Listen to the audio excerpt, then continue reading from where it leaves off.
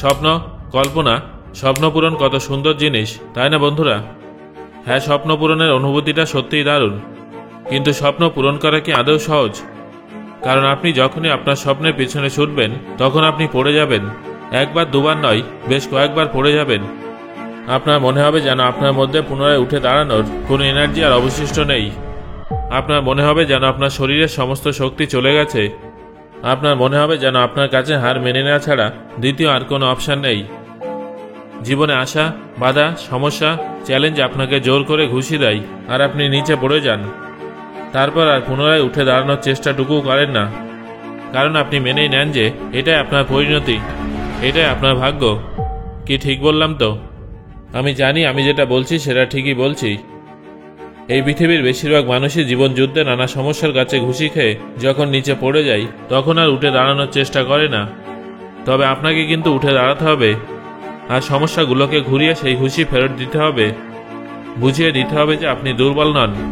তবে আপনি উঠে দাঁড়াবেন নাকি নিচেই পড়ে থাকবেন সেটা কিন্তু সম্পূর্ণ আপনার সিদ্ধান্ত। কারণ পুনরায় উঠে দাঁড়ানোর জন্য আপনাকে সাহসী হতে হবে, আত্মবিশ্বাসী হতে হবে, মানসিক দিক থেকে শক্তিশালী হতে হবে। যখন কেউ আপনাকে বিশ্বাস করবে না তখন আপনার নিজের উপরে বিশ্বাস রাখতে হবে। বন্ধুরা, আমাদের সবার মধ্যেই কিন্তু একটা সিংহ আছে, তবে অনেকেই সেই সিংহটাকে বাইরে বেরোতে দেয় না, বরং সেই সিংহটাকে একটা খাঁচায় বন্দি করে রেখে দেয়। এখানে প্রশ্নটা হলো, আপনি কি আপনার স্বপ্ন পূরণ করার জন্য ক্ষুধার্ত? আপনি কি আপনার স্বপ্ন পূরণ করার জন্য যুদ্ধ করতে প্রস্তুত? যদি প্রস্তুত না থাকেন তাহলে কোনো ব্যাপার না, কিন্তু যদি প্রস্তুত থাকেন তাহলে নিজের ভিতরে সিংহটাকে বাইরে বেরোতে দিন। মনের যে খাঁচার মধ্যে সিংহটাকে বন্দি করে রেখেছেন সেই খাঁচাটাকে খুলুন এবং সিংহটাকে বাইরে বেরোতে দিন।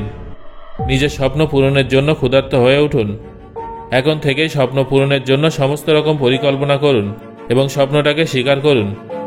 যারা আপনার ক্ষমতার উপরে সন্দেহ করবে তারা সবসময় আপনাকে বলবে যে আপনার দ্বারা কিছু হবে না, আপনার স্বপ্নটাকে পূরণ করা অনেক কঠিন, আপনি পারবেন না, ইত্যাদি ইত্যাদি। কিন্তু একটা কথা সবসময় মনে রাখবেন, এই স্বপ্নটা আপনার, তাদের নয়। লক্ষ্যটা আপনার, তাদের নয়। তাই আপনার স্বপ্ন পূরণের জন্য অন্য কেউ আপনার সাথে ছুটবে না, কেউ আপনার হয়ে সেটা স্বীকার করবে না, কেউ আপনার হয়ে পরিশ্রম করবে না। একটা খুবই সুন্দর কথা আছে, খাবার সকলেই চাই কিন্তু কেউ উপার্জন করতে চায় না। সফলতা সবাই চাই কিন্তু কেউ পরিশ্রম করতে চায় না। শুধুমাত্র কয়েকজনই সফলতা পাওয়ার মতো পরিশ্রম করতে প্রস্তুত থাকে, তাই তাদেরই স্বপ্ন সত্যি হয়। আপনার স্বপ্নও সত্যি হতে পারে, তবে আপনার স্বপ্নগুলো শুধুমাত্র একজনই পূরণ করতে পারে, আর সেই একজন হলেন আপনি নিজে। হ্যাঁ বন্ধুরা, একমাত্র আপনি আপনার স্বপ্ন পূরণ করতে পারবেন, আর কেউ না। বাকি সবাই কথার কথা অনেক কিছু বলবে, আপনি একটা কথা আজই মস্তিষ্কে ঢুকিয়ে নিন, আর সেটা হলো স্বপ্ন পূরণ করা সম্ভব। হ্যাঁ, স্বপ্ন পূরণ করা সম্ভব।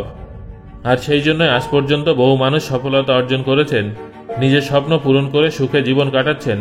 তারা যদি তাদের স্বপ্ন পূরণ করতে পারেন তাহলে আপনি পারবেন না কেন? আপনাকে এটা বুঝতে হবে যে আপনি আপনার সবথেকে বড় শত্রু।